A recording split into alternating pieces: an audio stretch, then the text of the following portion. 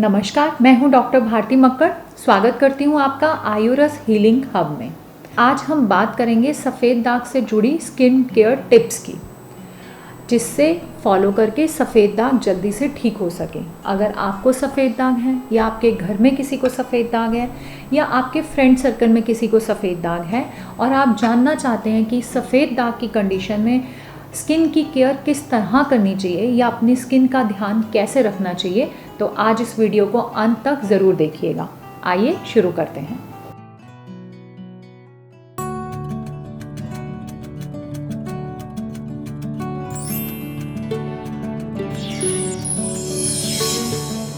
सफ़ेद दाग एक हार्मलेस डिसऑर्डर है और नॉन कंटेजियस है, यानी कि ये छुआछूत की बीमारी नहीं है। फिर भी बहुत अफसोस की बात है कि हमारे देश में आज भी कुछ स्थानों पर, कुछ जगहों पर या कुछ लोगों के द्वारा सफ़ेद दाग को गलत तरीके से देखा जाता है। जब किसी व्यक्ति को सफ़ेद दाग हो जाता है तो उसे लोग घूरने लगते हैं या कोई दूरी बनाने की कोशिश करते हैं। ये बिल्कुल गलत है। इससे उस पर्टिकुलर व्यक्ति के मन को बहुत ठेस पहुंचती है, उसका सेल्फ कॉन्फिडेंस बहुत कम हो सकता है और उसके अंदर जो स्ट्रेस है वो बहुत ज़्यादा हो सकता है। इसके विपरीत मैं तारीफ़ करती हूँ उन सफ़ेद दाग से ग्रस्त व्यक्तियों की जो ऐसे व्यक्तियों को इग्नोर करते हैं और अपना सेल्फ कॉन्फिडेंस को बनाए रखते हुए एक सामान्य ज़िंदगी जीते हैं। आइए शुरू करते हैं और जानते हैं ऐसी कौन सी स्किन केयर टिप्स हैं जो फॉलो करनी चाहिए सफ़ेद दाग की कंडीशन में जल्दी रिकवरी लाने के लिए।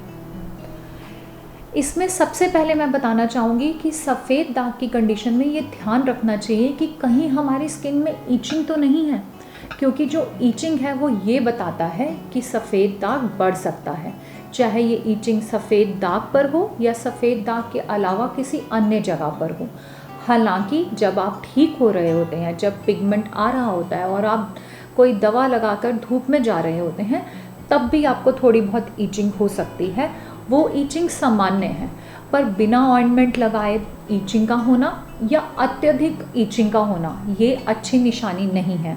अगर आपके साथ ऐसा हो रहा है या होता है तो आपको तुरंत अपने डॉक्टर से सलाह लेनी चाहिए। अगर डॉक्टर से बात नहीं हो पा रही है और आपको तुरंत ईचिंग स्टार्ट हुई है तो आप घर में ही छोटी छोटी चीज़ें कर ईचिंग को ठीक कर सकते हैं। आप वहाँ पर नारियल का तेल लगाइए, कुछ सब्जियों को खाना छोड़ दीजिए जिसमें आता है भिंडी, बैंगन, कटहल और अरबी, इनको खाना छोड़ देना चाहिए। आप रात को सोते हुए अपने पैरों के तलवों में तेल लगाइए। आप सरसों का तेल या नारियल का तेल लगा सकते हैं। इसे आयुर्वेद में पादाभ्यंग कहा है और इससे भी ईचिंग नहीं होती है। अगर फिर भी आपकी ईचिंग कंट्रोल नहीं हो रही है और अचानक किसी वजह से ईचिंग स्टार्ट हुई है तो आप एंटी एलर्जिक एलोपैथिक मेडिसिन भी खा सकते हैं जब तक कि आपकी अपने डॉक्टर से बात नहीं हो पा रही है। बट ईचिंग को रोकना सफ़ेद दाग की कंडीशन में बहुत ज़रूरी है और ये आपको ज़रूर ध्यान रखना चाहिए।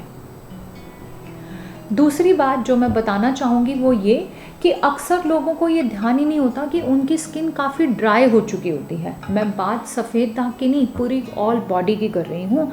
ज़्यादातर लोग इस चीज़ को इग्नोर कर रहे होते हैं, बट मैंने अपनी प्रैक्टिस में देखा है कि अगर सफ़ेद दाग है और आपकी स्किन ड्राई है तो आपकी रिकवरी बहुत स्लो हो जाती है। तो ड्राई स्किन की कंडीशन में आपको ध्यान रखना चाहिए कि आप अपनी स्किन की ऑयलिंग करें, उसे मॉइस्चराइज़ करें। एक ऐसा मॉइस्चराइज़र यूज़ करें जो कि हर्बल बेस्ड हो। केमिकल वाले स्किन केयर प्रोडक्ट्स यूज़ करने से फिर से स्किन को नुकसान ही होगा। इसके अलावा आप देसी गाय का घी भी इस्तेमाल कर सकते हैं, ये भी ड्राइनेस कम करने में बहुत हेल्पफुल है।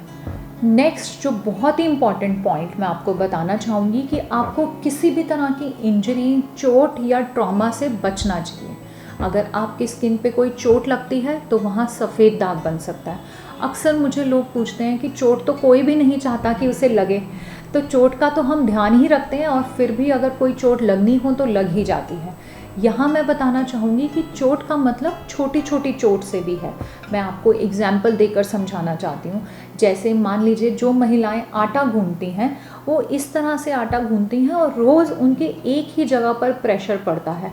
अगर बार बार सेम बॉडी पार्ट पे प्रेशर पड़ रहा है तो वहाँ सफ़ेद दाग हो सकता है।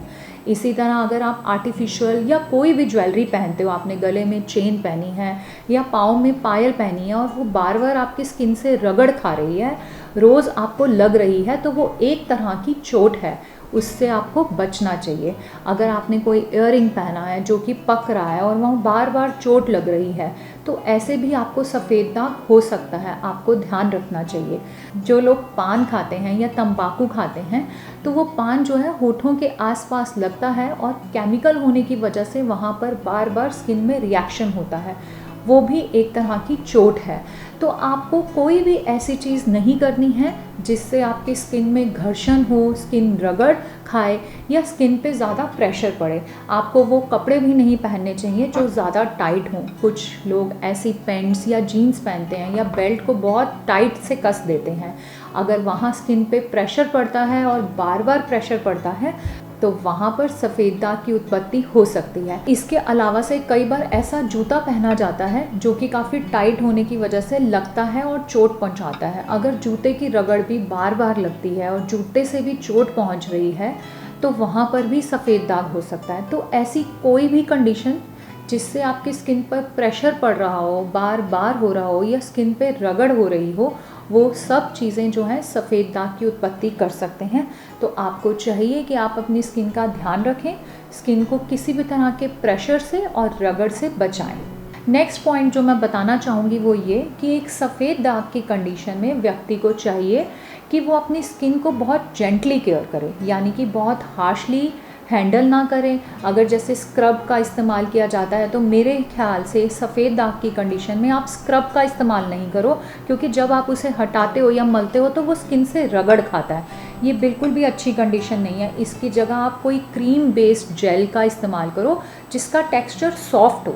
तो यानी कि आपको बहुत जेंटली केयर करनी चाहिए अपने स्किन की। अगर आप कोई लेप लगाते हो तो उसको भी रगड़ कर, सुखा कर, बहुत तेज़ी से नहीं रगड़ना चाहिए। आपको बहुत हल्के हाथ से आराम से रगड़ना चाहिए, रगड़ के उतारना चाहिए। और या फिर मुँह धोते हुए भी आपको बहुत हल्के हाथों से मुँह धोना चाहिए। इन चीज़ों का ध्यान रखना चाहिए। इसके अलावा एक और बहुत इम्पॉर्टेंट पॉइंट है, वो है सन प्रोटेक्शन। क्योंकि सफ़ेद दाग तभी बनता है जब वहाँ पर मेलानिन पिगमेंट का लॉस हो जाता है। उस पर्टिकुलर एरिया में मेलानिन पिगमेंट नहीं होता। और मेलानिन पिगमेंट का एक काम होता है कि जो सूरज के प्रकाश में या सूरज की किरणों में जो यूवी रेज़ हैं, जो कि हार्मफुल यूवी रेज़ हैं, उनको वो हमारे शरीर में अंदर जाने से रोकता है। जब मेलानिन पिगमेंट वहाँ नहीं होता तो ये हार्मफुल रेज़ हमारी बॉडी में जाती हैं और हमें नुकसान पहुँचाती हैं। तो इसलिए हमें सूरज की गर्मी से या सूरज की किरणों से अपना बचाव करना चाहिए। इसके लिए ध्यान रखना चाहिए कि जब आप धूप में बाहर जा रहे हों तो जैसे फुल स्लीव्स के कपड़े पहने, शॉर्ट्स की जगह पैंट्स का इस्तेमाल करें, और जो एक्सपोज्ड एरिया है वहाँ पर आप सनस्क्रीन या सन ब्लॉक का इस्तेमाल कर सकते हैं। पर ध्यान देने की बात यह है कि ऐसा सनस्क्रीन इस्तेमाल करें जो कि हर्बल हो और जिसका SPF मिनिमम 30 हो। नेक्स्ट बात जो मैं यहाँ मेंशन करना चाहूँगी, ये बहुत इम्पॉर्टेंट है। बहुत सारे लोग इसको नहीं जानते होते हैं और ये इग्नोर हो रहा होता है। आपको ये ध्यान रखना चाहिए कि जो जहाँ आपकी बॉडी में जहाँ पर भी सफ़ेद दाग है, चाहे वो चेहरे पर हो, इंटरनल हो, पेट पर हो, टांग पर हो, उस पर्टिकुलर सफ़ेद दाग की जो स्किन है वो उसका टेक्सचर बाकी स्किन के टेक्सचर की तरह ही होना चाहिए। अक्सर मैं देखती हूँ कि जो सफ़ेद दाग का एरिया है वो बहुत ज़्यादा रफ़ हो चुका होता है, बाकी स्किन से ज़्यादा रफ़ होता है। ऐसा इसलिए होता है क्योंकि लोग जब हमारे पास आते हैं तो बहुत तरह का ट्रीटमेंट ले चुके होते हैं। कुछ ऐसी एलोपैथिक स्टेरॉयडल मेडिसिन्स यूज़ करते हैं जिससे स्किन टेक्सचर पर असर आता है और स्किन ख़राब हो जाती है। कुछ लोगों का मैंने ऐसे भी सुना है कि वो गाँव में कुछ देसी दवा करा कर आ रहे होते हैं। कुछ ऐसी जड़ी बूटियाँ उनको देसी दवा के नाम पे लगा दी जाती हैं जिससे उनकी स्किन का उस पर्टिकुलर एरिया में बर्न हो जाता है।